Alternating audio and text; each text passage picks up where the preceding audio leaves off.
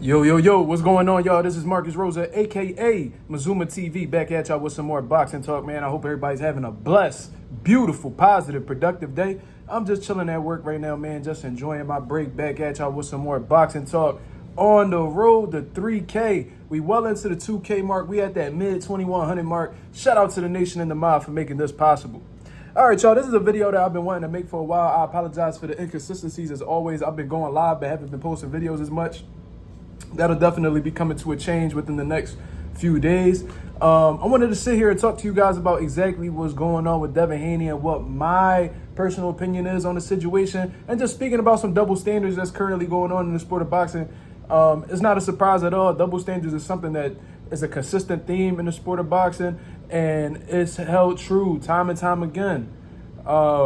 If you have the complexion for the protection, you know what I mean? A lot of these boxing fans will oversee a lot of things. They'll let a lot of shit slide. You see what I'm saying? Now, to get into specifics, man, Devin Haney is now considered champion in recess, according to the WBC, at 140 pounds, due to the fact that they said that he is mentally, physically, and emotionally unfit to immediately get back in the ring. You know what I'm saying? Devin Haney just went through a tough situation. In his last bout against Ryan Garcia, took a lot of punishment. I believe he got dropped 3 times, he lost the fight. You know what I'm saying? Then it came out later on that Ryan Garcia had tested positive for a banned substance, ostarine. There was a huge investigation in the whole process of that, and Ryan Garcia ended up being punished for it. You know what I'm saying? I think they took $1.1 million from him, banned him for a year, and then they changed the bout to a no contest. You know what I'm saying? Devin Haney is considered still an undefeated fighter. You know what I'm saying? But he's still going through the whole, he's going through the lows right now. You know what I'm saying? I had seen somebody had did an interview. I forgot who it was exactly, but they said that the L was erased off of his record, but he's still dealing with like the ghost that had transpired from that whole situation. Because in all honesty, it's a traumatic situation, right? When you're a professional fighter at the top of your game, you know what I mean? It's tough when you take your first loss. You know what I mean? It affects people harder than others. And it's safe to say that at this point in time, it's affecting Devin Haney a whole lot, man. You know, he felt like he was one of the best fighters in the world, if not the best fighter in the world. And he was very confident in his abilities going into this fight with Ryan Garcia. And, you know, after that loss, he had admitted that he questioned a lot of things. And I had said from that moment, since he had put out that statement, that, you know, Devin Haney is definitely going through the storm mentally. You know what I'm saying? When you question your whole team after a loss, when you question yourself after a loss, when you question your training after a loss, then that just goes to show you that it's a lot of mental warfare going on within himself. You know what I'm saying? And, you know, the WBC says that, you know what I mean, they're in full support of him or whatever. But, you know, that's bullshit at the end of the day. You know what I'm saying? I call them bullshit on the WBC's behalf at the end of the day, because if they were really understanding of his situation and knew exactly what he was going through, or if they actually cared what he was going through, they would have definitely gave him more time. You know what I mean? I understand that Sandor Martin is a mandatory, but that is a unique situation that takes time to heal from. You know what I'm saying? And, you know, and I know they were capable of giving him the time off that he's needed, because they did it for Jamal Charlo. Jamal Charlo was a WBC middleweight champion for years and didn't have a single title defense for years. You know what I'm saying? Then when he actually came back, he didn't even defend his world title with the WBC. He fought at a catch weight of 164 pounds against Jose Benavidez Jr. You know what I'm saying? And it took for him to be arrested for driving while intoxicated for them to actually take that belt away and give it to Carlos Adames. You see what I'm saying? So they could have definitely gave him the time needed for him to heal from the situation. You know what I mean? They could have kept Sandor Martin busy against Albert Puello. You know what I'm saying? And then the winner could come, you know, and then they could give the winner of that fight, you know, the Devin Haney opportunity. You know what I'm saying? By then, I'm sure Devin Haney would have been able to, you know, overcome some things and probably be back in the gym and looking for a fight. You know what I'm saying? But that's just not the case at all.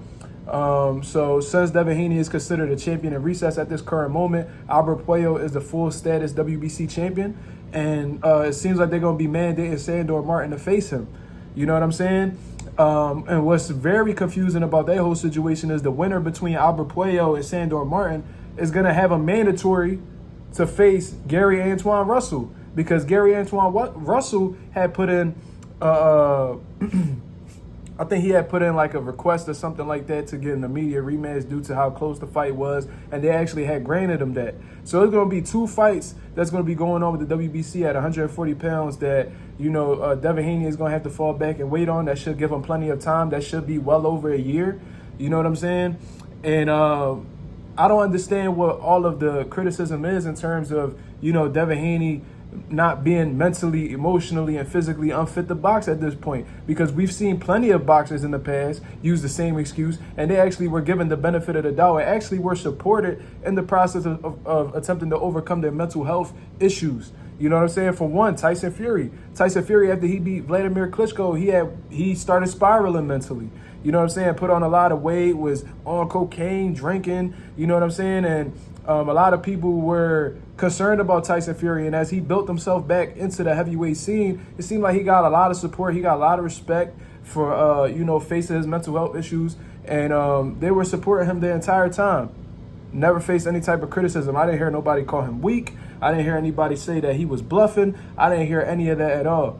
Ironically, same thing that happened with Ryan Garcia. I believe after he had beat Luke Campbell or whatever the situation was, he was big on, he was very vocal about him struggling with his mental health issues and stuff like that.